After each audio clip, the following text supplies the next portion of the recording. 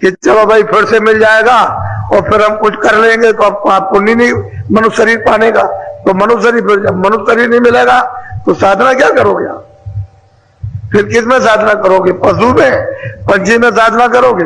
वहां तो कोई साधना नहीं है, वो तो योनि भोग योनि है। तो इसलिए ये अवसर, ये सौभाग्य आपके जीवन का, यानी आप तो अब ये सब कहने लगे हो कि हमने ऐसा नहीं देखा, हमने ऐसा सुना नहीं, हमने ऐसी शांति दी। एक महात्मा थे तो किसी ने पूछा कि महाराज सत्संग का क्या स्वरूप है? सत्संग किसको कहते हैं?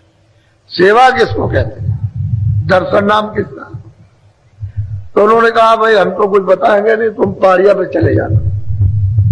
कुछ बोला नहीं, कुछ नहीं बोला, बिल्कुल चुपचाप एक टीले पे बैठ जाना और जो कुछ होता हो वो देख के। तो वो वहां पहाड़िया पर गए, बैठ गए। उन्होंने देखा कि एक समाज आया, उसने झाड़ू लगा दी, साफ कर दिया, वो चले गए। दूसरा एक समाज आया, गलीचे बिछा दिए, गलीचे बिछाए। एक तीसरा समाज आया तो चौकी लगा दी बैठने के लिए। और फिर उनके साथ एक समाज महात्मा के साथ उतरा तो आकर के एकदम से बैठ गए और महात्मा जी आए, बैठ गए। उनका वो प्रवचन उनका होने लगा। वो बैठ के ये सब कुछ देखा। जब वो प्रवचन महात्मा का हो गया तो सब समाज महात्मा चले गए, पता नहीं किधर गए, उठ गए, जैसे मालूम हो चौकी से ऐसे चले गए। तो समाज भी चला गया। फिर एक समाज आया जिसने गलीचे बटोरे, चौकी औकी सबको उठाया, उठा करके और सब लेकर के फिर चल दिए, चले गए। अब कुछ नहीं है, वो जमीन है। तब तक एक काला आदमी उधर से मतलब ये आया एकदम से और बस उसी जमीन में गिर पड़ा और बस उसमें लौटने लगा। तो वो देखते देखते देखते देखते जब वो मिट्टी में लौटा तो सफेद हो गया, सफेद हो गया। तो उन्होंने कहा था महात्मा से कि जब वो मतलब है कोई आदमी जब ये सब हो जाए तो तुम उस आदमी से पूछना जब वो जाने लगे। तो जब वो सफेद हो गया, खड़ा हो गया और झाड़ करके उसने ऐसे कर दिया तो उसने पूछा कि भाई ये बताओ कि तुम कौन? कह रहे भाई देखो ऐसा है कि हम तो पापी आदमी, पापी है। तुम कब से बैठे हुए हो? कह लगे मैं तो जब से ये कार्यक्रम हो रहा है तब से बैठा हूं और मैंने सब कुछ देखा कि भाई मैं तो पापी हूं, मैं तो पाप करता हूं। मतलब ये, लेकिन मुझको ये मालूम हो गया है कि यह महात्मा, पूर्ण महात्मा यहाँ आते उनका सत्संग होता तो मुझे मालूम है, पता हो गया है कि उनकी रज बहुत पावन और पवित्र होती है। तो मैं इसमें आकर के लौट गया और खूब रज से स्नान कर लिया। तो मैं बिल्कुल एकदम से ठीक हो गया, मेरे पाप में। वो कहने लगा कि भाई मैंने तो न सत्संग सुना, न मैंने महात्मा की सेवा की, न उसके दर्शन किए, मैं तो जैसा कहते ऐसे ही रह गया। और इसने सत्संग भी नहीं सुना और दर्शन भी नहीं किए। ये कहता है कि बस हमको इतना ही मालूम है कि महात्मा के वहां पग पड़ते हैं और वो जो भूमि है, जो रज है बहुत पवित्र है, उसके लौटने से सब पाप था। सही बात तो यही है, सच्ची बात इसी की। उसे वो बड़ा पश्चाताप हुआ कि हम उससे भी ज्यादा पापी गुनहगार हैं। तो असल में चीज है कि महात्माओं के सत्संग को, सेवा को, दर्शन को किसी को क्या मालूम है? वो जानता है कि उसे क्या मालूम। अरे भाई वो तो आते हैं यहाँ, तो यहाँ जीवों को जगाने के लिए। अब वो तो इतने सरल सीधे सरल चित्त, यानी सीधे सरल चित्त जगत हित, यानी मानव जीवात्माओं के हितकारी काम के लिए आते हैं। तो मतलब ये एक चाहते हैं कि जीवों का कल्याण हो। ये इनको तो विचारों को मौका मिलेगा नहीं और आप उनसे कोई लाभ उठा नहीं पाते, तो आपकी समझ में क्या आएगा? तो आप इसी चक्कर में फंसे हुए हो और सारा जीवन खत्म। आप क्या दिन रहोगे? कितने दिन रहना? 50 साल खत्म हो गए, 51 की उम्र है, साल भर रहोगे चले जाओ। इसमें कई एक बैठे हुए हैं, कोई 2 महीने में, कोई 3 महीने में, कोई 4 महीने में चला जाएगा। कहा चला जाएगा? संसार। यानी क्या हो जाएगा? मृत्यु हो जाएगी। आखिर 1 साल के बाद मृत्यु हो जाएगी तो आप यहां से कुछ लेकर के जाओगे? तो आपने तैयारी क्यों नहीं की? आपको तो तैयारी करनी चाहिए थी कि भाई मेरा दिन आ रहा और मैंने अपने लिए तो कुछ तैयारी नहीं की है, और जो भी सामान मैंने अभी तक इकट्ठा किया वो तो इसका था, इसका, ये पंचभौतिक, ये जड़ शरीर का। ये चेतन तो जब तक है जब तक इसमें जीवात्मा है, और जब जीवात्मा इसमें से वो सूरत निकाल दी गई तो जड़ है। तो आपने तो जो सामान मेहनत करके इसकी शक्ति को आपने किस तरह से बिखेर दिया, और आपने मतलब ये कि इन औजारों से काम किया और इकट्ठा कर लिया, फिर तो आपका कुछ नहीं। ये तो आप सब यहाँ छोड़ दोगे। अगर कोई लेकर के गया हो तो मुझे आप बता दो, कोई बादशाह गया, कोई धनी मानी, कोई पढ़ा लिखा गया है, क्योंकि वो तो कुछ लेकर के जाने नहीं देता, न लेकर के ले आने देता है कि चलो तुम लेकर के चलो और लेकर के जाओ, कुछ नहीं। वो तो जो अंग्रेजी, हिंदी, उर्दू, संस्कृत, फारसी, जो भी विद्या तुमने पढ़ी लिखी या ना नहीं पढ़ी, वो तो सब यहाँ रखवा लेगा। कहता है यहाँ रखो, यानी पहचान भी, सुनना भी, देखना भी, बोलना भी, समझना भी, सब रखवा लेगा। न बाप की आवाज, न स्त्री की आवाज, न पति की, न बच्चे की, न इसकी, न उसकी, किसी की नहीं सुनने देगा, न किसी को देखने देगा, और न किसी को समझने, शर्ट बंद करेगा, सब रखवा लेगा। न तुम अंग्रेजी बोल सकते हो, न हिंदी बोल सकते हो, न फारसी, न उर्दू बोल सकते हो। वो इस तरह का है वो, और तुम इसको समझते नहीं। तो बताओ आपने अपने लिए क्या किया?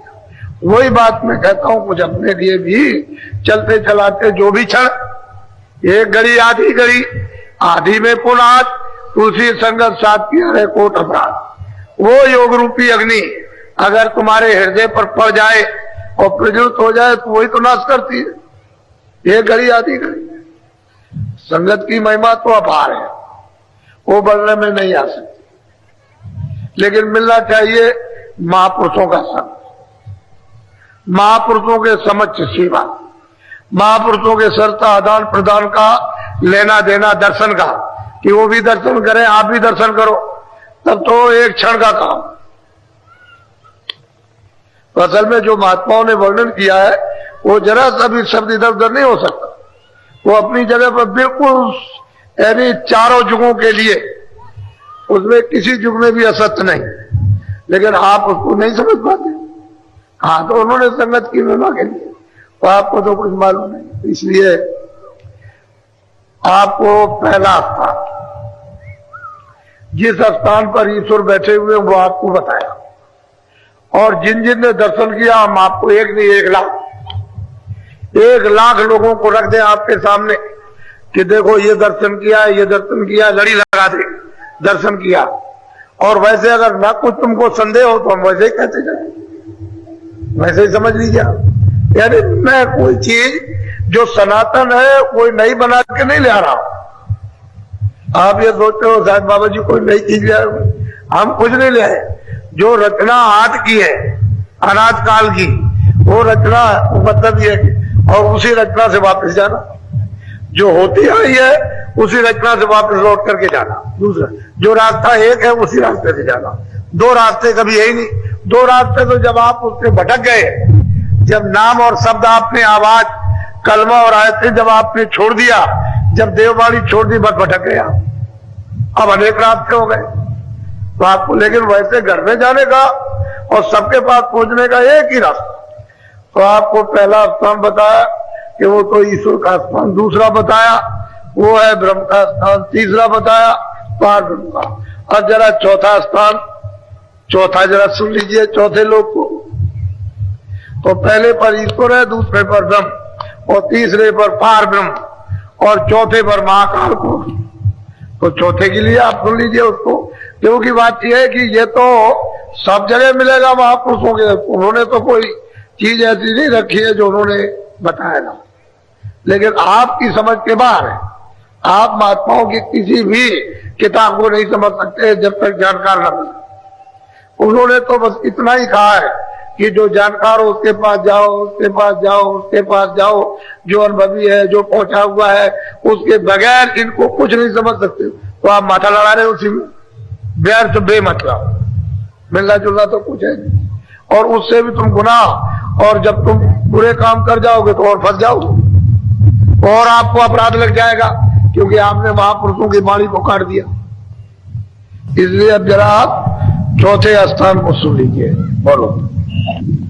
अब चौथे की करी तैयारी, जलेरी सूरत तू शब्द समा। अब वो जब वहां पहुंच गई, वो 10वें द्वार में पार्वम घातिया पद का जब दर्शन हो गया, मानसरोवर में स्नान हो गए और त्रिवेणी उसमें स्नान कर लिए, तो अब उसमें इतनी ताकत, इतनी शक्ति बर्दाश्त करने की आ गई कि वो शब्द को शब्द रूप अब होने लगी, और वो मतलब ये है कि उसको हजम करने लगी। कहते हैं अब तैयारी सूरत ने की।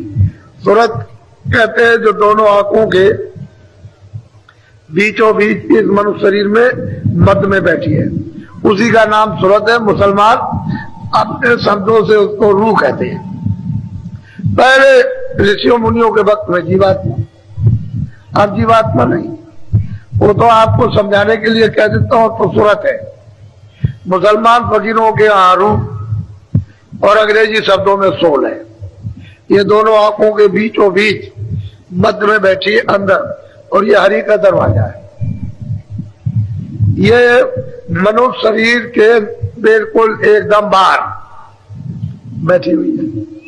उधर स्वर्ग का ढाका, इधर मनुष्य शरीर की सीमा, यहाँ पर इसकी बैठक है, और ये उल्टा उसका हृदय है इस आकाश के ऊपर, इसके नीचे नहीं है। तो जब ऊपर से उधर गई, पूरा कचरा अपना साफ कर लिया, तो हृदय का साफ करेगी, दिल का, हार्ट का जब साफ कर लेगी तभी तो देखेगी, तभी तो आंख खुलेगी। अभी तो उसकी आंख तीसरी बंद है, ज्ञान चक्षु शिव नेत्र बंद है। अब शिवरात्रि तो कोई जानता नहीं, वैसे कहते हो भाई शिवरात्रि आ रही है, किसी को पता ही नहीं शिवरात्रि कहते किसको, क्या आपको पता है? लकीर के फकीर, अरे भाई शिवरात्रि है तो वहां तो ये आपको बताया गया कि शिवरात्रि में तो काम भस्म हो गया था, सब कामनाएं भस्म हो गई थी, जितनी भी इंद्रियों की कामनाएं थी शिवरात्रि के आने पर, यानी जब दिव्य नेत्र शिव जी का तीसरा नेत्र जब खुला तो ये सब काम छाट। जब आप उधर पहुंचोगे तभी तो शिवरात्रि मनाओगे, क्या अंधेरे में मनाओगे शिवरात्रि? जहां शिव जी बैठे हुए हैं वहां चलो, वहां शिवरात्रि मनाओ। लेकिन आप वहां जाओगे नहीं, यही शिवरात्रि मना रहे हो। यदि उनको भी धोखा दे रहे हो, उनको भी ठगना चाहते हो, तो अभी बताओ कैसे हो जाएगा? जिसको जाओ, जिस देवता हो, तो उसी को धोखा देना चाहते, जो नहीं देखता वो नहीं देखता, वो नहीं देखता। तुमको पूरा मालूम है कि वो देखता नहीं है। अगर देखता होता तो ये बुरे काम होते। सरेआम बुरे काम कर रहे हो, और जिसका परिणाम कितना दूषित, और तुम जा रहे हो सीधे नरकों में, 84 भी नहीं, सीधे नरक में जाओगे। तो बताओ मतलब यह है कि क्या आप समझोगे भाई विष्णु लोक है, शिव लोक है, ब्रह्मा लोक है? तो कहते हैं अब सूरत को तैयारी, अब साज और सामान इसका शब्द का मिल गया, सब शब्द की सखियां, जितनी वहां पर रूहें, जितनी सूरत है, इसका स्वागत करती है, सब शब्द रूप है। खेली सब शब्द का है, नाम का ही, दूसरा कुछ नहीं। ऐसी सजा धजा कर जब इसको ले चलेगी उस तरफ को, तो वो तो शोभा अपरंपार है। बोलो।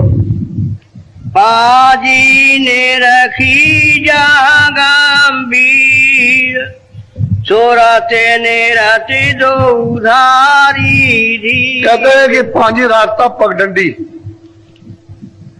वैसे तो बहुत चौड़ा है, लेकिन पगडंडी कहते हैं टेढ़ा मेढ़ा रास्ता, बहुत बड़ा है और टेढ़ा मेढ़ा रास्ता है।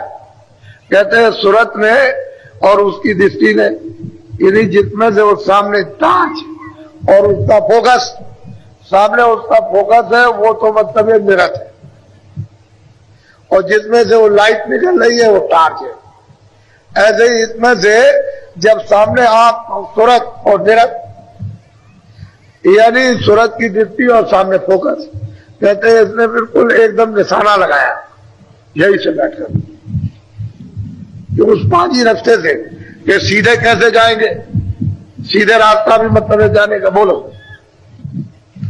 और गैर गंभीर, इतना गहरा है कि नीचे यानी अरबों जो नीचे चले जाइए आप, वो पता नहीं उसका कि कितना इसका और आगे अंत होगा, ऐसा गहरा है।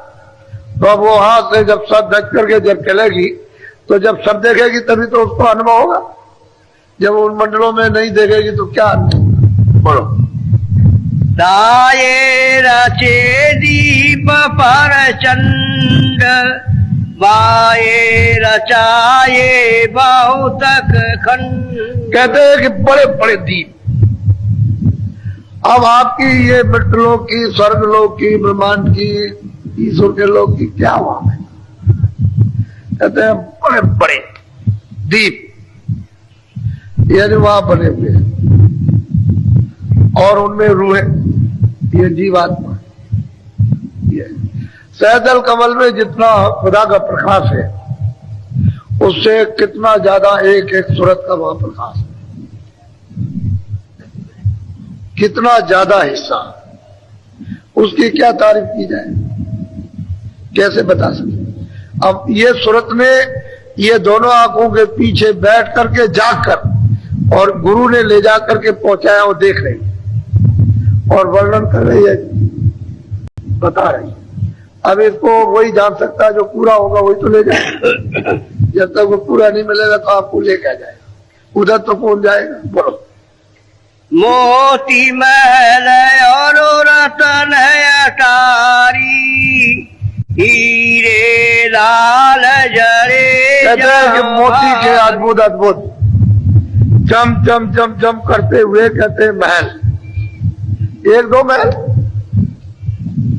अनंतों महल, और कितनी कितनी बुलंदी के, कितने कितने बुलंद, मतलब ये